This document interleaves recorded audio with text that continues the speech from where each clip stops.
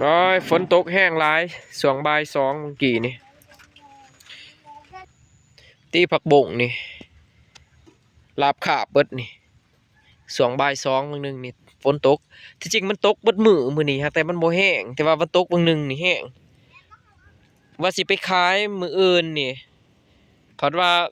ล่มเบิดโอ้เสียดายเรียบร้อยราบเบิดอย่าตัวเทิงหันก็บ่เป็นหยังเพราะว่าตัวเทิงมันสั้นกว่าแต่ตัวนี้ยาว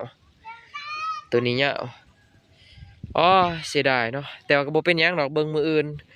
มันก็คือสิบ่เป็นหยังเนาะคันว่าแบบนี้มันบ่งามปานใดว่ายันล่มจังซี่มันสิง้อคันว่ามันตั้งหันมันยืนนั่นคักมันซื่อหันผักบัวเฮาก็ลกแน่แหละไปขายก็ตลาดก็ตอบรับค่อนข้างดีอยู่